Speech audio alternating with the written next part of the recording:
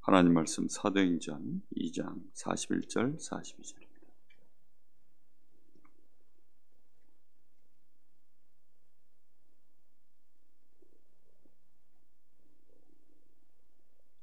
사도행전 2장 41절 42절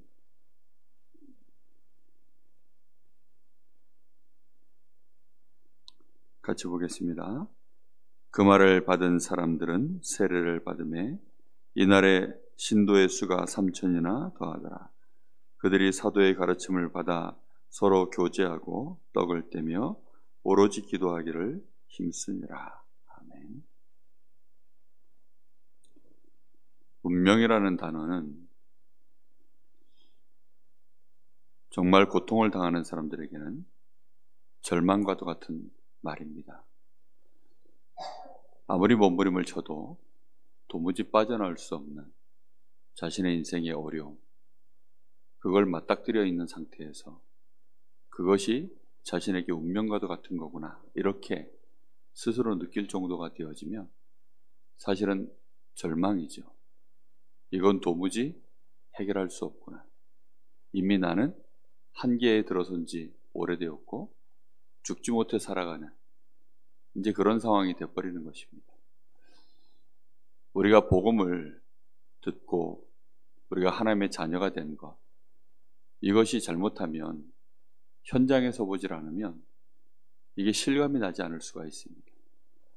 처음에 내가 예수 믿을 때에는 이 복음이 너무 좋고 내가 그리스도 안에서 나의 운명이 바뀌었구나, 이 사실을 처음에 우리가 알고 체험할 때에는 정말 감격스럽고 깜짝 놀라고 정말 충격적이고 우리가 그런 은혜를 받게 됩니다. 정말 제대로 복음 알고 내가 하나님의 자녀가 되는 이 은혜 속에 딱 들어온 사람은 그렇게 될 수밖에 없어요.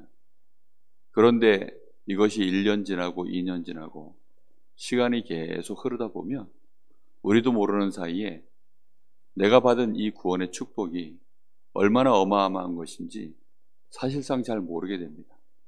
왜냐하면 이게 전도 현장에 서보질 않으면 잘 모르는 거예요. 전도 현장에 서서 늘 우리가 이 말씀으로 불신자들을 쳐다보고 또 실제로 내 인생도 얼마만큼 이게 지금 저주재앙의 운명 속에 묶여 있었던 사람인지를 우리가 확인해 보지 못하면 잘 모르게 되어집니다.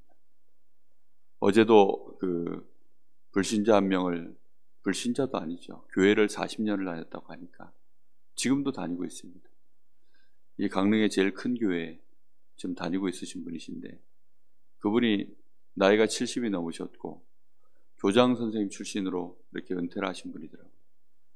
근데 딱 첫인상을 보니까 우리 이제 집사님이, 김문우 집사님이 소개를 해줘서 너무 상담이 급하다고 그래서 저한테 연결을 해줘서 어저께 아산병원 앞에 이제 커피숍에서 만나서 한 2시간을 그분한테 붙들려 있었던 것 같아요. 근데 급해서 이제 상담을 받으러 오신 분인데 뭐 아니라 다를까 이제 나이가 있으시고 또 인상이 되게 강직해 보이셨어요. 그러다 보니 자기 얘기를 털어놓는데 노인네들 특징이 그렇잖아요. 일단 자기 속에 맺힌 게 많으면 다 풀어놔야 되는데 이제 뭐 풀기 시작하더라고요. 저는 거의 뭐 제가 한 말을 할 수 있는 시간이 2시간 중에 한 30분 정도, 30여 분 제가 말을 하고 나머지는 거의 그분이 하는 얘기를 제가 들었던 것 같아요. 근데 더 중요한 건 뭐냐면 그분이 제 얘기를 안 들어요. 자기 얘기만 다 하지 제 얘기를 안 들어요. 제가 무슨 얘기를 하면 생각이 저쪽으로 넘어가고 저쪽으로 넘어가는 거예요. 이러다 보니까 제가 뭐라고 얘기를 하면 그 말을 듣고 이제부터 제 얘기를 들어보세요 라고 얘기하고서 분명히 얘기를 하는데 또 얘기를 듣다가 자기가 또 뭔 생각이 나는지, 목사님 얘기 들으니까 또 뭐 생각난다 그러면서 또 뭐 얘기를 하는데 그럼 그 얘기가 또 한 10분, 20분 또 넘어가요. 뭐 그런 식으로 이제 하다 보니까 이분한테 제가 나중에는 안 되겠다 싶어서 제 얘기를 끝까지, 이제 시간이 제가 없으니까 끝까지 한번 들어보시라고 그렇게 얘기를 하면서 쭉 이제 복음 설명을 했더니 안타까운 게 뭐냐면 40여 년을 교회를 이제 다니신 분이에요. 더군다나 뭐 얼마나 인생을 열심으로 사셨겠습니까? 나이가 70이 넘으신 것도 여자분인데, 여자분이 그 시대에 교장 선생님이 될 정도로 공부를 하려고 그러면 얼마나 열심히 살았겠습니까? 그러다 보니까 정말 웬만해서는 다른 사람이 하는 얘기를 귀담아 들을 수 없는 그런 영적인 상태, 그런 정신세계를 가지고 있더라고요. 그러다 보니까 자기 중심이 너무 강해요. 더군다나 자기는 진화론과 이 창조, 하나님이 창조하셨다는 것이 반반인 상태라는 거예요. 스스로 하는 얘기가.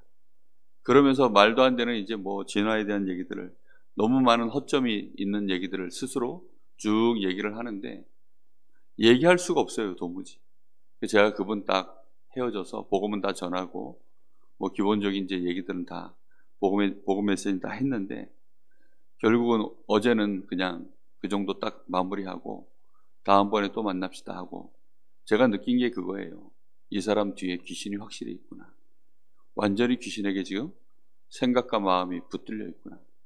이분을 내가 다시 만나서 복음을 전할 때에는 정말 스케줄이 딱 잡히는 그 순간부터 본격적으로 그분을 위해서 결박 기도를 해야 되겠구나. 그렇게 하고 만나질 않으면 도무지 이 사람 귀에 이 복음이 뭔지 이해할 수 없는 상황이구나 라고 제가 그렇게 깨달아지더라고요. 아니, 그렇게 똑똑한 분인데요, 똑똑한 거하고 아무 상관없어요. 운명이라는 것은 우리의 힘으로 바꾸는 것이 아닙니다. 그래서 다음번에 다시 만나서 다시 한번 복음을 정확하게 전해보려고 합니다. 왜냐하면 지금 복음을 전했더니 들을 수가 없는 상태예요. 제가 하는 말을 자기가 다 안 돼. 이런 얘기를 자기는 여러 번 들었대요. 분명히 제가 느끼기로는 처음 들었을 텐데 자기는 이미 다 안 돼요. 제가 그 말을 듣는데 얼마나 속으로 심각하구나 이분. 대충 들었던 얘기가, 그러니까 이분은 대충 들었기 때문에, 정확하게 들으면 처음 듣는 얘기일 텐데 대충 들었기 때문에, 그러다 보니까 사실상 자기 생각 다 가지고 듣다 보니까 운명이라는 것이 그렇게 쉽게 바뀌겠습니까? 운명은 못 바꿉니다. 우리 사람의 이 운명이라는 것이 실컷 고통당하다가, 저는 그분 보면서요, 결국은 인생이라는 게 저렇게 망하는 거지, 그런 샘플과 같은 분이더라고요. 왜냐하면 얼마나 열심히 사셨는데. 그런데 남편도 굉장한 엘리트고, 그런데 그런 남편이 남편으로서 역할을 전혀 안 했더라고요. 집에 10원 한 입 갖다 준 적이 없대요. 월급은 1,000만 원씩 받는 양반인데 KBS 기자 출신이라는데, 그때 당시에 KBS 기자면 뭐 얼마나 돈을 많이 벌겠습니까? 월급 받는 게 문제가 아니라 기자로서 활동을 하면 그 과외돈으로 들어오는 돈이 굉장하거든요, 사실. 근데 결국은 자기 돈 다 탕진하고 나서 연락이 왔는데 완전히 뭐 먹을 게 없어가지고, 그런 상황에서 이제 굶어 죽게 생겼으니까 연락이 온 거예요. 그러니 가서 보니까 너무 오랫동안 이제 헤어져 지내다가, 그래도 이제 이 법적으로는 부부니까 연락이 왔더래요. 가서 보니까, 그래서 결국은 요양원에서 10년을 이제 따로 지내다가 뭐 코로나로 이제 작년인가 돌아가셨다 하고, 딸이 하나 또 있는데 이 딸도 굉장히 이제 엄마가 얼마나 열심히 특심으로 지원을 해서 공부를 시켰겠습니까? 자기와 똑같은 교사가 되어졌는데 계속 죽고 싶다는 거예요. 아파트에서 뛰어내려서 죽고 싶다, 이 말을 계속 하더라는 겁니다.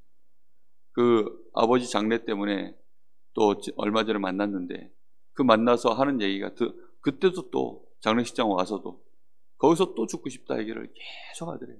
그러니까 그런 상황이 너무 어려우니까 그런 엘리트가 결국은 자기 속내를 우리 이제 김문호 집사님한테 얘기하게 된 거예요. 그러다 보니까 저한테 이제 상담이 필요해서 얘기를 전해줬는데, 운명을 바꾼다는 것, 그분은 완전히 이대로 가면 제가 볼 때는 그보다 더 끔찍한 고통을 계속 당하다가 결국은 지옥으로 가실 뿐이다, 이렇게 생각이 들어져요. 이게 너무 안타까운 거죠. 그래서 제가 마음에 너무 안쓰러워서 다시 지금 기도하고 있습니다. 기도하고서는 다음번에 만나면 다시 한번 이제 정확하게 복음을 다시 얘기하려고 합니다. 제가 하는 얘기를 이분이 알아듣지 못했다는 사실을 정확하게 인지를 시키고 하나하나 그분이 생각하는 거 멈추게 만들고 그리고 다시금 하나님 말씀을 증거하려고요. 특히 그분 뒤에 역사하고 있는 이 귀신의 역사를 결박을 시켜놓고 얘기를 하질 않으면 도무지 들을 수 없겠구나라고 판단이 되어지더라고요.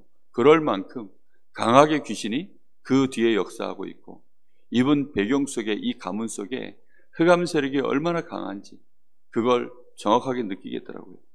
사단은 절대로 자기 자녀를 내놓지 않습니다. 이것은 하나님의 절대적인 계획이 있어야 되고 또 우리에게 주신 권세가 정확하게 쓰여져야 되고 그래서 정말로 이 사람에게 배경에 흑암 권세 무너지고 하나님 나라가 임하지 않으면 안 되는 사건입니다. 우리가 그렇게 천에 하나 만에 하나 그렇게 천신만고 끝에 정말 우리가 이 복음을 받을 수밖에 없는 그런 시간표 속에서 우리가 은혜를 받고 하나님의 자녀가 되어지는 이 운명이 뒤바뀌었습니다. 근데 더 안타까운 건 뭐냐면 우리가 이런 엄청난 축복을 받고 이제 우리에게 하나님은 완벽한 은혜로 능력도 주셨습니다. 근데 안타까운 건 또 신자들 중에 무능한 사람들이 너무 많아요. 신자들 중에는 그 무능의 이유가 뭐냐? 이유는 하나밖에 없습니다. 말씀을 못 들어요. 복음 듣고 내가 그래 예수님을 나의 구주로 영접해야 되겠다. 예수님 말고는 정말로 내가 구원받을 길이 없다. 나는 구원받아야 된다. 그 절박함을 가지고 예수님 영접했습니다. 그렇게 영접을 했으면 이제 하나님이 주신 축복이 있거든요. 근데 그 축복을 못 들어요. 이게 영적인 상태라는 것이 그만큼 어려운 얘기입니다. 마귀가 구원받은 하나님의 자녀를 그러면 포기하느냐? 포기하지 않습니다. 끝까지 심지어는 복음 전하는 전도자라도 끝까지 포기하지 않습니다. 이미 복음 전에서 굉장히 오래된 누가 봐도 이분 정도면 영적인 서밋이겠다. 이런 분 정도면 정말 이제는 갈등 없이 싸움 없이 영적 문제 없이 정말 능력 있게 복음만 전할 수 있는 분이겠다. 이렇게 생각이 드는 사람조차도 사실은 사단은 포기하지 않고요. 끊임없이 방해를 하고 공격합니다. 목회자들 가운데 우리가 생각할 때 너무 괜찮은 분인데 어느 날 무너진 얘기들 심심치 않게 들려오거든요. 그 무너진 얘기 듣고 있다 보면 정말 안타까워요. 사단은 우리를 넘어뜨립니다. 근데 이게 얼마나 사단과의 영적 싸움 또 나 자신의 한계를 넘어서는 이런 영적인 힘 이게 얼마나 필요한지 모릅니다. 그거는 겉으로 드러난 것과 달라요.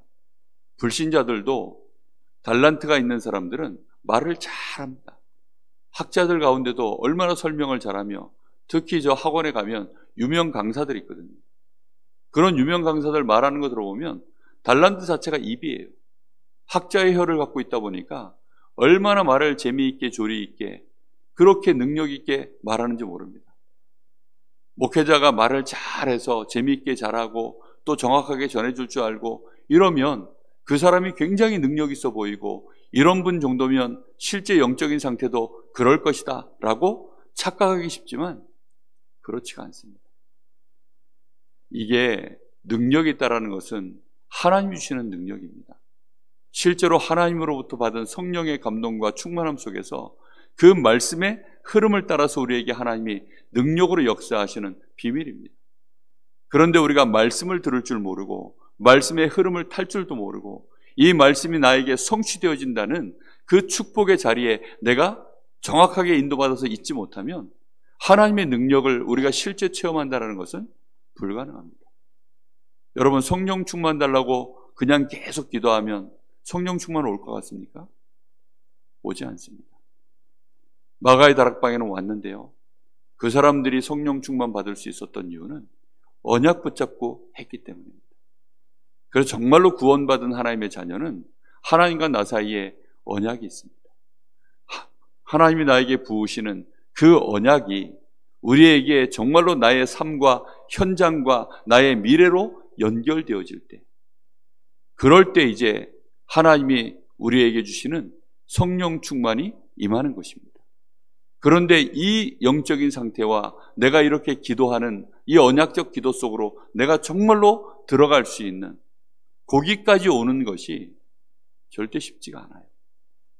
하나님의 말씀을 우리가 제대로 들어야만 이 하나님이 나에게 능력으로 역사하시는 것, 나의 능력, 나의 무능, 실제 나의 인격, 나의 삶의 여러 가지 조건 상관없이 하나님이 하시는구나 라는 것들을 체험하는 것은 특별한 은혜입니다.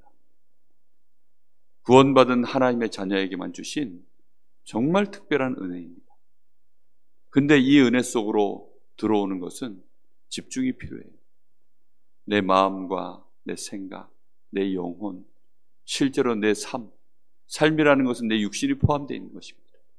내 육신의 흐름, 내가 선택해서 내가 내 물질을 쓰고 내 시간을 쓰고 내 만남을 갖고 그런 것들을 가지고 실제 내가 살아갈 때 내 영적인 상태와 마음과 생각이 하나님의 말씀의 흐름을 따라서 내가 선택해서 내 삶이 실제로 걸어가실 때 그때에만 임하는 능력입니다.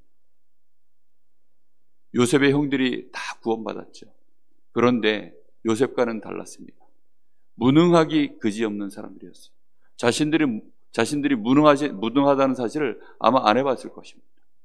사울왕 구원받았을까요? 구원받은 사람이 맞을 겁니다. 그런데 무능하기 그지없었습니다. 늘 귀신에게 시달리고 결국은 스스로 자살해버리고 많은 이스라엘 백성들 다 불신자들이었을까요? 아닙니다. 광야 가운데 언약에 피 바르고 광야 가운데 나와서 40년 동안 그렇게 불신한 가운데 헤매다가 그들이 죽었습니다. 그들이 구원 못 받았을까요? 아닙니다. 다 구원받았습니다. 그런데 현장을 정복할 능력이 없는 거예요. 현장을 쳐다볼 때는 두렵기 그지없는 것입니다. 저 가나안 땅 들어가려고 하니까 하나님이 이미 다 주셨다고 엄청난 기적과 능력으로 하나님이 배경되셔서 자기들 눈앞에 모세를 통해서 엄청난 능력을 하나님이 보이시고 그 광야길 통과하는데 하나님이 함께 하시는 증거들을 얼마나 많이 보이셨습니까? 그런데 실제로 현장에 이제 정복자로 들어갈 때에는 두려워서 못 들어가는 것입니다. 안 된다는 거죠. 안타깝게도 대부분의 신자들이 구원받아 놓고도 구원받은 자의 이 능력, 그걸 가지고 자신의 현장을 정복한다? 거기에 대해서는 너무 두려운 것입니다. 이 축복을 누리는 것이 참 능력의 시작이거든요. 우리가 지금 70지역, 이거 사실은 메시지는 나오고 있지만 아마도 개인적으로 포럼을 해보면, 진짜 진실하게 포럼을 해보면 본인들은 스스로 내가 될까? 그러다가 이 메시지 흐름이 만약에 끊어진다면 조용히 그런 생각들은 사라져 버릴 것입니다. 내가 내 지역 보고만 한다. 여기에 나는 생명 걸 거야. 나는 하나님이 나에게 이걸 하도록 맡기셨어. 하나님 나에게 그만한 능력을 주셨어. 이렇게까지 생각이 절대 안 갈 것입니다. 그냥 그러다 마는 거죠. 이렇게 바람 불다가 그냥 끝나는 거죠. 그냥 이러다가 그냥 나는 내 인생 또 살다가 광야길 걸어가듯이 그냥 40년 이렇게 살다가 조용히 그냥 광야에서 사그러드는, 아마 자신도 모르게 그것이 또 운명처럼 그렇게 인생이 마감될 것입니다.